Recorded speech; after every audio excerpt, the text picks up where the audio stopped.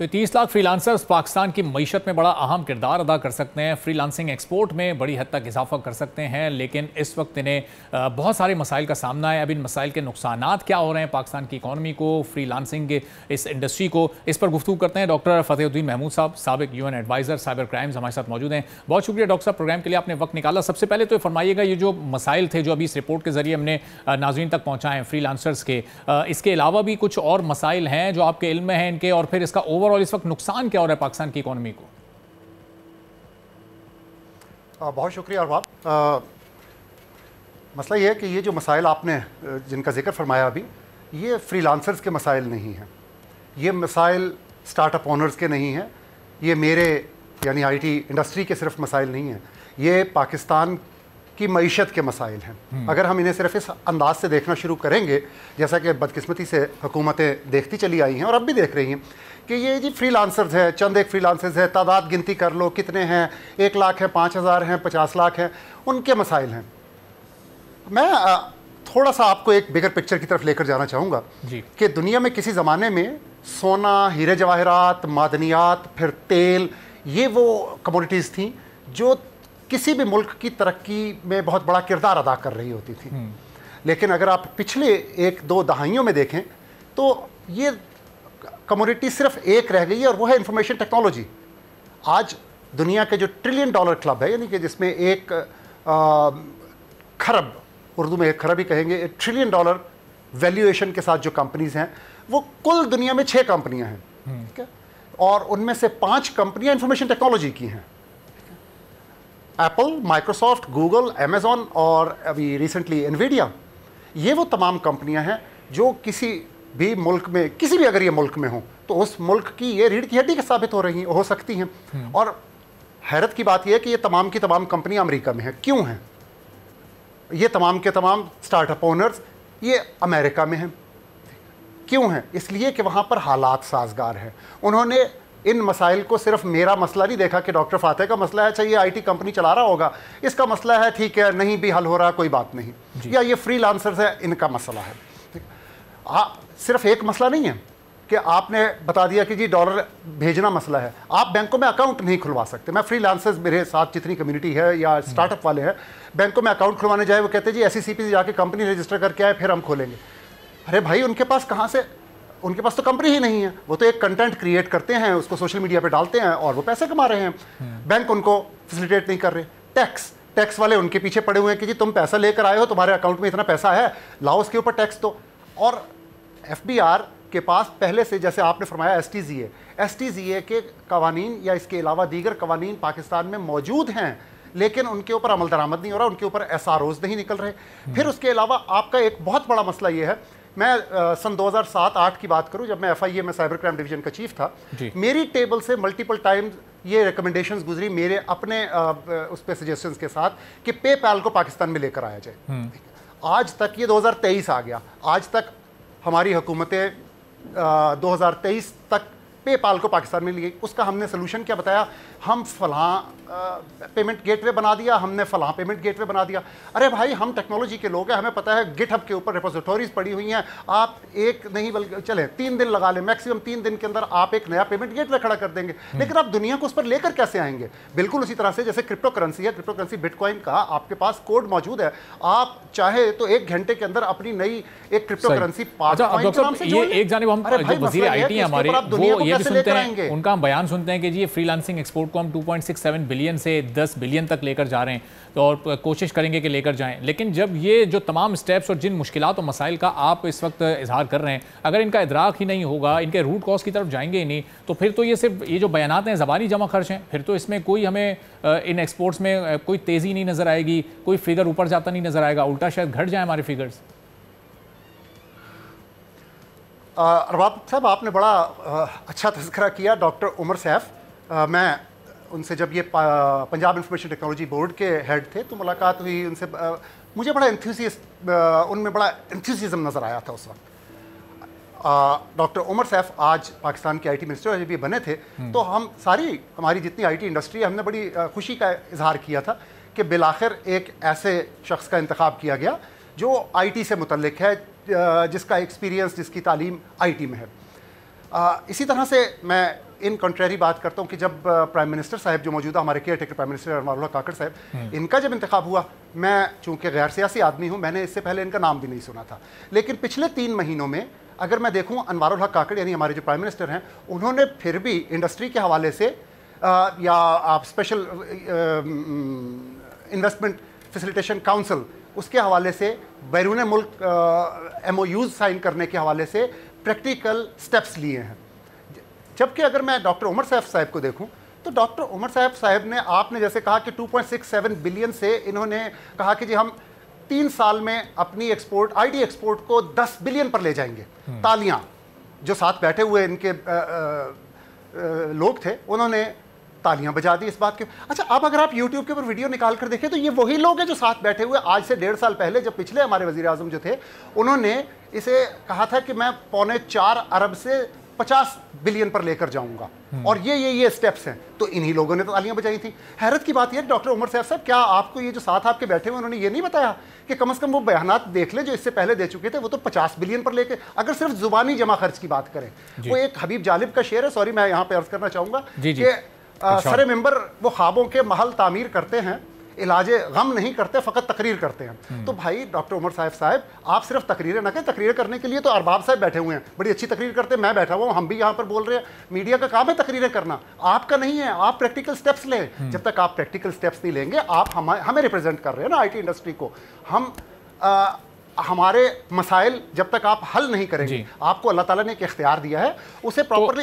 Fatih साहब, ये दायरे के बयानात से तो लग रहा है कि इंटेंशन तो है, शायद टाइम ड्यूरेशन या इनकॉम्पिटेंस का इशू हो, या शायद वो ये सोच रहे हो कि आने वाली एक इलेक्टेड गवर्नमेंट जब कोई प्रॉपर IT मिनिस्टर आए तो वो इस पर काम करे। अब ये बताएं कि आपके तजवीज़ क्या होंगी इसके हल के लिए, चूँकि इस वक्त फ्रीलांसिंग एक बड़ा फ़ायदेमंद शोबा है, पाकिस्तान में 4थे नंबर पर है। अगर इसको एक प्रॉपर इंडस्ट्री की शक्ल दी जाए और हुकूमत इस पर एक तवज्जो दे, तो वो कौन से स्टेप्स आप तजवीज़ करेंगे कि जो आने वाली हुकूमत को इसमें उठाने चाहिए? अरबाब साहब, आपके ना पहले हिस्से का मैं जवाब दे दूं कि अगर तो डॉक्टर उमर साहब सिर्फ फिलर के तौर पर आए, जैसा आपने कहा, मेरा नहीं ख्याल कि सिर्फ फिलर के तौर पर आए हैं। चूंकि कोई IT मिनिस्टर मौजूद नहीं था तो उन्होंने एक IT मिनिस्टर का चेहरा सामने लेकर आना था, तो एक को ले, मेरा नहीं ख्याल, सॉरी आपसे मैं मुत्तफिक नहीं हूं। डॉक्टर उमर साहब एक केयर टेकर है, उनके पास एक मखसूस मुद्दत है, उस मुद्दत में बहुत सारे एजेंडास पूरे नहीं हो पाते, बड़ी तब्दीली लेकर आना है अपने टेन्योर में। वो अगर कोई लॉन्ग टर्म पॉलिसी देंगे तो उसकी कंटिन्यूएशन का मसला होगा, तो जाहिर है वो फिर वो शॉर्ट टर्म पॉलिसीज पर ही काम करते हैं। अरबाब साहब, अगर लॉन्ग टर्म पॉलिसी नहीं दे सकते, मुझे आपसे इसमें इख्तलाफ है कि अगर वो लॉन्ग टर्म पॉलिसी नहीं दे सकते तो उन्होंने 3 साल की बात क्यों की कि मैं 3 साल में, आप नहीं फरमाया कि 3 साल में 2.67 बिलियन से इसे 10 बिलियन तक लेके जाऊंगा, तो 3 साल की बात क्यों कर रहे हैं? तो डॉक्टर उमर सैफ साहब को क्या ये नहीं पता कि इससे पहले हमारी IT एक्सपोर्ट तो 4.25 बिलियन पर जा चुकी थी और यही लोग तालियां पीट रहे थे उस बात के ऊपर जो आपके राइट लेफ्ट बैठे हुए थे। या इससे पहले 50 बिलियन पर ले जाने की बात हुई थी, आपने तो उसे एकदम से 40 अरब डॉलर का पाकिस्तान को झटका लगा दिया। वो जाहिर है कि चले उन्होंने भी ट्रिक मिस की, जो पिछली हुकूमत थी, इस वक्त भी ये शायद ट्रिक मिस कर रहे हैं। वो तजावीज़ हैं क्या आपके पास, सजेशंस क्या हैं कि जो इनके सामने उमर सैफ साहब के सामने रखी जाए या किसी भी IT मिनिस्टर के सामने रखी जाए और वो फिर उस पर काम करे? बहुत शुक्रिया। पहली चीज तो यह है कि जो सबसे बड़ा मसला है, आप अगर ये प्रैक्टिकल स्टेप्स नहीं लेंगे तो ब्रेन ड्रेन। दुनिया में बेशुमार ममालिक हैं, क्या एस्टोनिया, क्या नेदरलैंड्स, क्या कनाडा, क्या UK, US, मैं यहाँ पे इमिग्रेशन कंसल्टेंट के तौर पर नहीं हूँ, वरना मैं आपको उनकी तफसीलात बताता कि कौन कौन से वीज़ाज़ हैं। कहीं पे SU वीज़ा हैं, कहीं पे नोमैड वीज़ाज़ हैं, कहीं पे वो टैलेंट को गले लगाने के लिए वो बाहें खोल कर बैठे हुए हैं और आपका टैलेंट इतनी तेज़ी से ड्रेन हो रहा है मुल्क से। ये वो फ्रीलांसर्स हैं, ये वो कंटेंट क्रिएटर्स हैं जिनको अगर आप आज फैसिलिटेट नहीं करेंगे, ये सारे मुल्क छोड़कर चले जाएंगे। और पीछे क्या रह जाएगा? पीछे बदकिस्मती से आप YouTube खोल कर देखें, घर में YouTube खोलते हुए शर्म आती है क्योंकि आपके जो ज्योग्राफिकली जहां पर आप मौजूद है वो आपको जो सजेशंस दे रहा होता है वो मुजरे। अच्छा फातिह साहब, जब ये आप कह रहे हैं कि इनको फैसिलिटेट नहीं करेंगे तो ये करने के लिए ये फैसिलिटेशन में कौन-कौन से पॉइंट्स शामिल हैं? आपके जो एक्चुअल क्रिएटर्स हैं वो चले जाएंगे पाकिस्तान से। इस फैसिलिटेशन में क्या-क्या चीजें शामिल होनी चाहिए, यानी एक कंटेंट क्रिएटर को, एक फ्रीलांसर को हुकूमत किस तरह से फैसिलिटेट करे?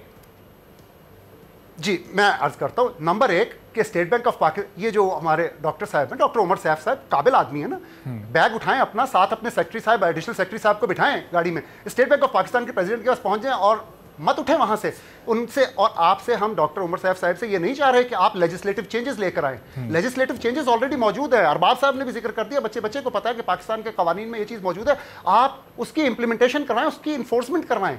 आप कानून चेंज नहीं करवा सकते, शॉर्ट टर्म के लिए आए हैं, कानून बना नहीं सकते, बहुत अच्छी बात है। लेकिन ये सिर्फ के पाकिस्तान की तारीख का पहला फलानी पॉलिसी मैंने शाया कर दी। अरे भाई, उस कागज़ को शाया करने से क्या फ़ायदा जब तक उसके ऊपर इंप्लीमेंट ही कुछ नहीं होगा। हमें वैसे भी सुपरलेटिव डिग्रीज के ऊपर जाने का बड़ा शौक है, widest, greatest, largest, tallest, whitest and blackest वगैरह वगैरह। तो ये ना कीजिए। आप स्टेट बैंक ऑफ पाकिस्तान जाए, उनके प्रेसिडेंट के साथ बैठे, जो STZA की ऑलरेडी कानून बना हुआ है, STZA act, special technology zone act, उसके अंदर 100% मौजूद है कि आप डॉलर जो पाकिस्तान से बाहर से आते हैं उनको आप मुल्क में रख सकते हैं। फिर अगला स्टेप आप क्या लें? आप FBR के चेयरमैन के साथ जाकर बैठ जाए। चले जी, स्टेट बैंक ऑफ पाकिस्तान का प्रेसिडेंट कराची में, आप इस्लामाबाद में हैं, तो ये तो FBR का ऑफिस आपसे कितने देर के फासले पर, मेरे ख्याल हार्डली, मैं भी यहीं कहूँ, अब मुझे बड़ी चीज़ पता है, 3 से 4 मिनट लगेंगे। जाकर बैठ जाइए, उनको कहें कि SROs निकालें। FBR के चेयरमैन से आप बात कीजिए, उनको कहें मैं नहीं उठूंगा, ये मेरी इंडस्ट्री है, मैं इनको रिप्रेजेंट कर रहा हूँ। आपसे ज्यादा कौन ये मसाइल जानता है डॉक्टर उमर सैफ साहब? आप खुद IT से मुतल्लिक है, आप खुद IT की एक कंपनी चला रहे हैं और आप चलाते रहे हैं, आपको ये मसाइल खुद बड़ी अच्छी तरह से पता है। Why don't you solve them?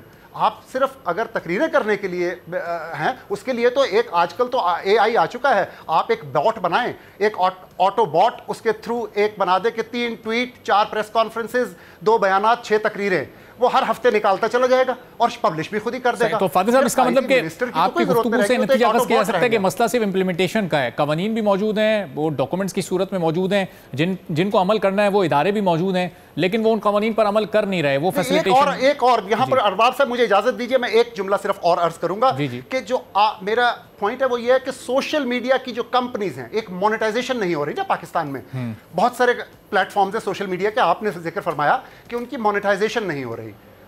अरे भाई, पाकिस्तान के अलावा जो खित्ते के दूसरे ममालिक हैं, आप उनकी मिसालें देखें। वो जाते हैं अमेरिका, जाते हैं कनाडा, जाते हैं UK जाते हैं, वो जाके अपनी इंडस्ट्री को इकट्ठा कर लेते हैं। हमारे लोग क्या करते हैं, वो मीडिया से बेहतर कौन जानता है, आपको बताने की जरूरत ही नहीं है। आप जाएं उन कंपनीज के पास, YouTube है, Facebook है, TikTok है, या दीगर जितने सोशल मीडिया के प्लेटफॉर्म्स हैं, इनको कहिए ना, आप मिनिस्टर, हमारे IT मिनिस्टर जाएं और प्राइम मिनिस्टर जाएं, डॉक्टर उमर सैफ साहब जाएं, अनवारुल हक काकर, हमें बुलाएं, मिनिस्ट्री इंडस्ट्री को बुलाएं, जाएं उनके साथ जाके बात करें कि भाई आप ऑफिसेज पाकिस्तान में खोले, हम आपको फ्री जगह देते हैं। अच्छा फातिह साहब, ये जो तजवीज़ हैं, ये तो ज़ाहिर है ये उमर साहब तक आप पहले भी पहुंचाते रहे होंगे, ये अभी भी उन तक पहुंचेंगी, अब देखते हैं उस पर अमल कितना करते हैं। ये बताइएगा कि ये जो फ्रीलांसिंग का एक काम है, ये एक आम आदमी के लिए कितना फ़ायदेमंद है और ये ख़ास तौर पर किन लोगों के लिए फ़ायदेमंद है, ज़रा आम ज़बान में और आम लोग के लिए अगर आप इस पर थोड़ी रोशनी डालें। मेरे पास आपने इंडस्ट्री लगानी है, टेक्सटाइल इंडस्ट्री लगानी है, मैन्युफैक्चरिंग करनी है, आपने कोई चिप बोर्ड का कारोबार करना है, आपको हैवी मशीनरी चाहिए, आपको इक्विपमेंट चाहिए। ये जो आज का दौर है ना, मैंने जैसे आपसे पहले अर्ज किया कि इस वक्त $1 ट्रिलियन क्लब में 6 कंपनियों में से 5 IT की हैं। मुझे आप एक लैपटॉप दे दीजिए, कनेक्टिविटी दे दीजिए, बिजली का कनेक्शन, इंटरनेट का कनेक्शन और लैपटॉप दे दें, मैं जहां बैठ के अपना कंटेंट क्रिएट करके पब्लिश करना शुरू कर दूंगा। मैं वहीं बैठ के अपने सॉफ्टवेयर का कोड लिखना शुरू कर दूंगा। मैं जहां लैपटॉप के साथ बैठ जाऊंगा वो मेरा ऑफिस बन जाएगा। हमारे यहाँ जो बच्चे हैं ना, इनको आप सिर्फ एक समत दे दें। आप मीडिया 4th पिलर है किसी भी डेमोक्रेसी का, यही कहा जाता है ना। तो मीडिया का इस वक्त, इसके लिए अगर आप मुझसे ये पूछें कि कसूरवार कौन है, तो अरबाब साहब आप कसूरवार हैं, मैं कसूरवार हूं, हम तमाम कसूरवार हैं कि आप शाम को टीवी चैनल के ऊपर खोल कर बैठ जाएं, हमारे पास सिवाय वही जो सियासत का नंगा नाच है उसके सिवा नजर ही कुछ नहीं आ रहा। आप उन्हें राह तो दें, उनके लिए राह मुतय्यन करें। मैं बताऊं, आप बताएं कि भाई आप कर क्या सकते हैं। 2 लाख आपने बच्चे अगर निकाल दिए, उनको आपने डिग्रियां दे दी, वो कहाँ जाएंगे? आपके पास तो जगह ही नहीं है। वो क्या करेंगे? आप उनको कहते हैं, एक हमने पूरी मिनिस्ट्री खड़ी कर दी कि जो पाकिस्तान से बाहर लोगों को भेजने के लिए तैयार कर रही है। उस मिनिस्ट्री का काम है कि जी मुल्क से बाहर कैसे बच्चे भेजने हैं, ह्यूमन रिसोर्स डेवलपमेंट और दूसरी ओवरसीज पाकिस्तानी वाली, ठीक है। आप उनको यहाँ पे बताएं, यही मैं दोबारा उमर सैफ साहब की तरफ आऊँगा कि भाई आप कोई प्रैक्टिकल स्टेप्स लें, ऐसी वर्कशॉप, आप हमें सर्टिफिकेशन बच्चों को ना करवाएं, कोई जरूरत नहीं है उनको।